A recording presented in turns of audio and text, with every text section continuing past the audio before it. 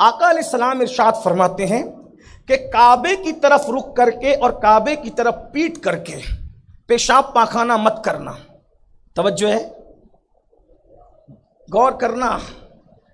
احمد رضا امام کے عرس میں ایسی بات ہو سکتی ہے. کیا بات؟ ہاں، اس لیے کہ وہ علم والے آدمی تھے تو تھوڑی سی علمی بات ہونی چاہیے نا. ہاں، اگرچہ میرا تعلق ادھر سے تھوڑا علم کی دنیا سے تھوڑا کم ہے، لیکن چونکہ پیچھے پورا درسگاہ پوری بیٹھی ہوئی ہے نا، تو تھوڑا فیضان مل رہا ہے، تو میں یہ بات کہنے کی ہمت کر رہا ہوں. غلطی کروں گا تو مفتی صاحب ادھر سے ہیں، علامہ صاحب ادھر سے ہیں، پورا دارالفتہ پیچھے ہے، انشاءاللہ اصلاح ہو جائے گی. ابو داؤد شریف کی حدیث ہے، کعبے کی طرف رخ کر کے اور پیٹ کر کے پیشاب پاخانہ مت کرنا. اگر پیشاب پاخانہ کرنا ہے یا تو مشرق کی طرف رخ کر کے کرو یا تو مغرب کی طرف رخ کر کے کرو. یہ حدیث ہے کہ نہیں ہے؟ اب اہل حدیثوں کو اتنی چلچلاہٹ ہے حدیث پہ عمل کرنے کی، تو میں ان سے کہنا یہ چاہتا ہوں کہ ہندوستان میں اس حدیث پہ عمل کر کے دکھا. وجہ، اس حدیث پر انڈیا میں عمل ہو ہی نہیں سکتا. کیوں نہیں ہو سکتا؟ اس لیے کہ آقا علیہ السلام کیا فرما رہے؟ کعبے کی طرف رخ مت کرنا اور پیٹھ مت کرنا. اگر پیشاب پاخانہ کرنا ہے تو کدھر کرو؟ یا تو مشرق کی طرف یا تو مغرب کی طرف، ہے نا؟ یہ حدیث ہے کہ اگر حدیث نہ ہوئی، اللہ کی قسم اٹھا کے کہتا ہوں آج کے بعد کبھی اہل حدیثوں کا نام زبان پہ نہیں لاؤں گا. لیکن اگر یہ حدیث ہے تو پھر اس پر عمل کر کے بتاؤ. حدیث پڑھنے کا شوق، ہم نے تو حدیث پڑھی تو ہم بھی حدیث پڑھ رہے ہیں، اور پھر یہ کوئی نزہت المجالس کی حدیث نہیں پڑھ رہا ہوں کہ تم میرا مذاق اڑاؤ. بعد میں تمہیں تو بڑا شوق ہے نا حدیث دانی کا. ہاں، یہ امام ابو داؤد نقل کر رہے ہیں، اور پھر کتاب الطہارت میں بالکل پہلے صفحے پر ہے. بہت اندر ڈھونڈنے کی ضرورت نہیں ہے، آپ کو بہت زیادہ گھمنڈ ہے. یہ بات اگر ہم لوگ سر نیچا کر کے چلتے ہیں تو اس کا مطلب یہ نہیں ہے کہ ہم حدیث نہیں جانتے. ہمارے ایک معیار ہے، پھلدار ٹہنیاں جھک کر کے رہتی ہے. ہاں، یہ بات اچھی طرح یاد رکھنا، ورنہ ہم بھی منہ میں زبان رکھتے ہیں.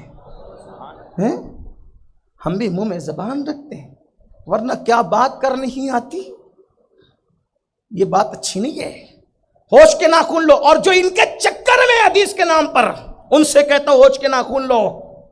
کیا فرمایا؟ مشرق اور مغرب کی طرف رخ کر کے پیشاب پاخانہ کرو، کعبے کی طرف رخ کر کے مت کرو. مطلب کیا؟ ارے ہم اگر کعبے کی طرف رخ نہیں کرتے تو مشرق کی طرف رخ کریں گے تو کعبے کی طرف پیٹھ ہوگی، اور مغرب کی طرف رخ کریں گے تو کعبے کی طرف چہرہ ہوگا. تو کیا انڈیا میں اس حدیث پہ عمل ہو سکتا ہے؟ لیکن کیا یہ حدیث میں لکھا ہوا ہے کہ اس پر انڈیا میں عمل نہیں ہو سکتا؟ یہ ہے نوٹ میں. اللہ کے رسول نے بیان، حضور نے تو مطلق بیان کیا، لیکن ہر ذی شعور اچھی طرح جانتا ہے کہ یہ حدیث انڈیا پاکستان کے لیے نہیں ہے، یہ حدیث مدینہ منورہ کے لیے ہے. کیونکہ مدینہ منورہ میں قبلہ جنوب کی طرف ہے، قبلہ جنوب کی طرف ہے، وہاں اس حدیث پہ عمل ہو سکتا ہے، اور جگہ نہیں ہو سکتا. تو اب اگر کوئی آ کر کے ہمیں حدیث کی دھونس دے، یاد رکھنا باب مدینۃ العلم سے تار جڑتے ہیں ہمارے. ہاں، ہر ایک بات میں کہتے ہو تم کہ تو کیا ہے، تم ہی کہو کہ یہ انداز گفتگو کیا ہے. کیا بات کرتے، سنو.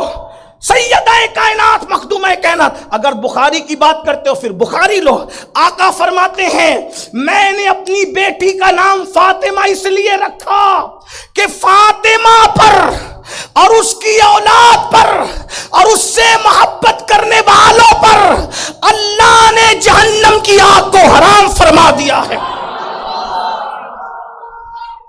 ایک حدیث سن لیجئے کہ فاطمہ پر بھی جہنم حرام ہے، اور جو اس سے محبت کرے ان پہ بھی جہنم حرام ہے. اندازہ فرمایا، اور ایک مقام پر فرمایا کہ فاطمہ نے اپنی حرمت پر ایسی نظر رکھی کہ اللہ نے فاطمہ پر اور قیامت تک اس کی اولاد پر جہنم کی آگ کو حرام فرما دیا. اس لیے یہاں ایک مسئلہ سن لے. فتاوی رضویہ سیدی اعلیٰ حضرت لکھتے ہیں، اسی لیے جو عند اللہ سادات ہیں، دکن میں تھوڑا سا عند اللہ کی تشریح نہیں کر سکوں گا، لیکن یہ ضرور کہتا ہوں جو عند اللہ سادات ہیں ان پر جہنم کی آگ حرام ہے. اور جو صرف عند الناس ہے ان کے معاملے میں ہم کچھ نہیں کہتے، لیکن جو عند اللہ ہے، اب آپ سوچیں گے کہ سب بتا دیا یہ نہیں بتایا، تو میں اس کو اپنے ایک جملے میں بتا دوں۔ عند اللہ اور عند الناس کا مطلب کیا؟ جن کو اللہ نے سادات بنایا ہے، جن کو سادات اللہ نے بنایا ہے، ان پر جہنم کی آگ حرام ہے، اور جو خود سے بن گئے ہیں انہیں تو رسول اللہ کی شفاعت بھی نصیب نہیں، ان کا تو فرض بھی قبول نہیں، نفل بھی قبول نہیں۔ اس لیے ان سے بھی ذرا گزارش ہے کہ خدا کے لیے جو خدا نے نہیں بنایا ہے وہ بننے کی کوشش نہ کرنا، ورنہ پوری زندگی میک اپ کرتے رہو گے، وہ مقام پہ پہنچ نہیں سکو گے۔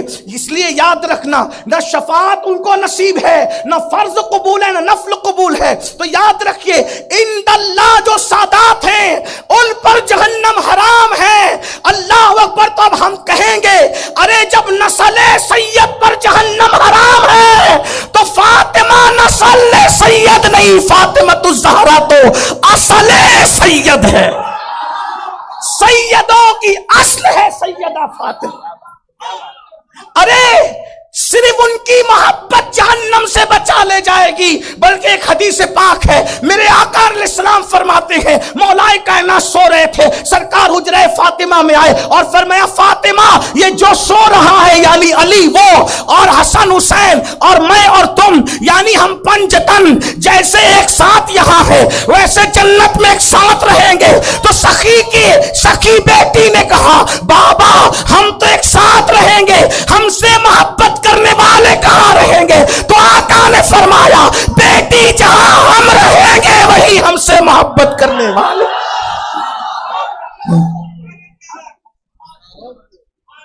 تو جنت کی بات کرتا ہے، جنت کی تو بات کرتا ہے، حالانکہ تجھے اگر تو اسی پر اڑا رہا بے ادبی پر تو تجھے جنت خواب میں بھی نہ دکھے مولوی جی۔ لیکن رسول اللہ کی جو جنت ہے نا وہ ہمارے عقیدے میں بہت بلند ہے۔ وجہ لوگوں کی جنت اور ہے اور رسول اللہ کی جنت، اس لیے کہ جنت میں درجے ہیں۔ لوگوں کی جنت کون سی ہے؟ جس کا عرص ہے اسی سے پوچھ لیں لوگوں کی جنت کیا ہے، تو کہتے ہیں وہ خلد، وہ خلد جس میں اترے گی ابرار کی برات، نیکوں کی برات جس میں اترے گی وہ خلد۔ وہ کیا ہے؟ ادنا نچھاور۔ اس ادنا پر بھی اعلیٰ حضرت کے اس ادنا کہنے پر بھی ادنا جی تھوڑا سا غور کریں ادنا حضرت صاحب، کیا وہ خلد جس میں اترے گی ابرار کی برات، ادنا نچھاور اس میرے دولہا کے سر کی ہے۔ ہاں ہمیں بدعتی کہنے والوں تمہارا عقیدہ بدعتیوں جیسا ہے، تم عقیدے کی نئی بدعت لائے ہو، یہ عقیدہ اہل سنت کا نہیں، اسلاف کا نہیں۔ ارے اصل سلفی تو ہم ہیں، اس لیے کہ سلفی وہی ہوتا ہے جس کے اسلاف ہوتے ہیں، سلفی وہ ہوتا ہے جس کے اسلاف ہوتے ہیں۔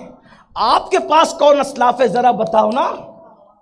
وہی لے دے کے چراتے ہو، کہتے ہیں شیخ عبد القادر جیلانی رفع یدین کرتے تھے، تو میں نے کہا صرف رفع یدین نہیں کرتے تھے، شیخ عبد القادر جیلانی وہ ٹھوکر مار کے کم باذن اللہ کہہ کے مردے بھی زندہ کرتے تھے، اور صرف رفع یدین کو چرا کے بھاگنے والے تجھے اس طریقے سے ہضم نہیں کرنے دیں گے۔ پھر شیخ عبد القادر جیلانی یہ بھی کہتے تھے کہ مجھے قسمیں دے دے کہ اللہ کھلاتا پلاتا ہے، وہاں کہاں مرتے ہو، ان کا تو مذاق اڑاتے ہو۔ اور پھر اللہ اکبر، شیخ عبد القادر جیلانی تو یہ بھی کہتے ہیں کہ اللہ اکبر اس وقت تک میرا مرید مرے گا نہیں جب تک کہ توبہ نہ کر لے۔ ارے جب عبد القادر جیلانی کا مرید بغیر توبہ کے نہیں مر سکتا تو وہ عبد القادر جیلانی کہتے ہیں میں کون ہوں؟ کہتے ہیں انا الحسنی۔ تو جس سیدہ فاطمہ کے بارے میں کہتا ہے کہ اس کو ان کو بچا نہیں سکتے، غوث پاک کو ناز ہے انا الحسنی والمقتا مقامی، میں حسن کا بیٹا ہوں اس لیے اللہ نے مجھے اتنا اونچا مقام عطا فرمایا۔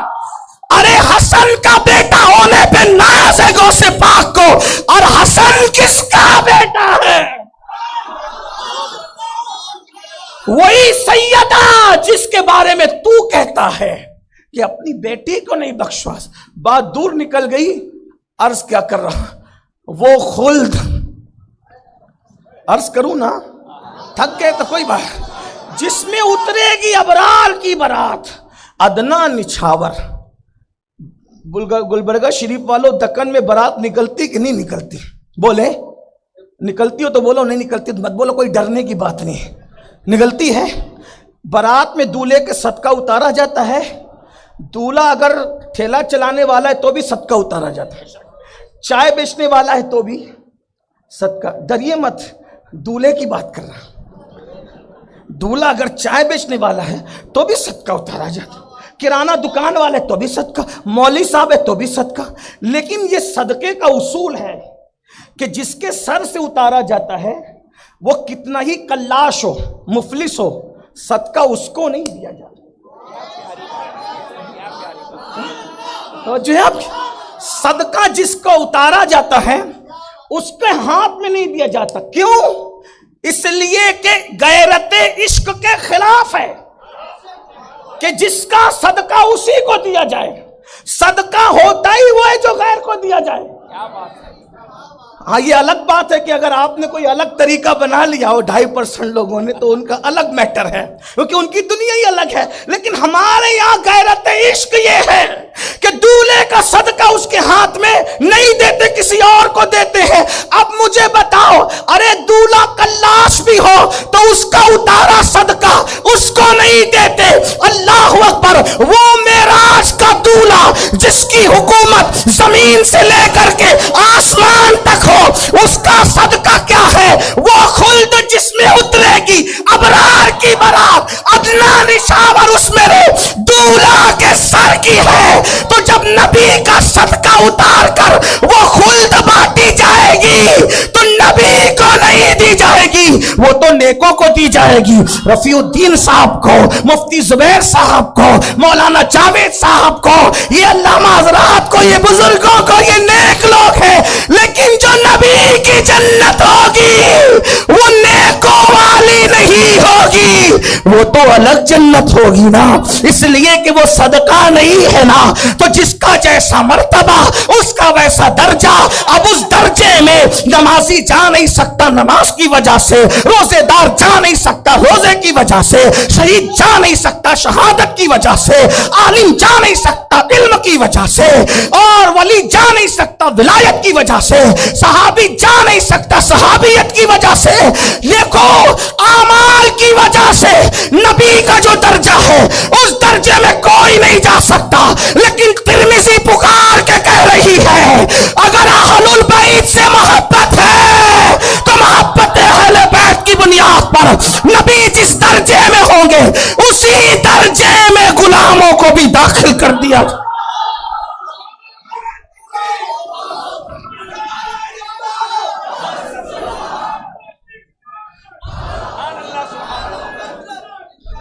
جب محبت فاطمہ میرے اور تم جیسے گنہگاروں کو نبی کے درجے والی جنت میں داخل کرا سکتی ہیں، سیدہ کی شان کیا شان ہے سیدہ کی.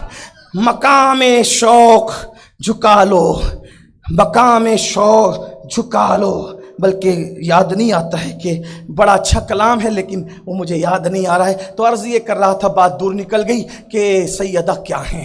تو بات جو چل رہی تھی حضرت موسیٰ علیہ السلام کی جنت اور جنت سے متعلق بات ہو رہی تھی کہ ایک بڑھیا وہاں موجود تھی. اس نے کہا، میں ختم کر رہا ہوں، شاید حضرت تشریف لا رہے، ہاں وہ آئیں گے، میرا آخری جملہ ہوگا کیونکہ میں انہی کے انتظار میں ہوں.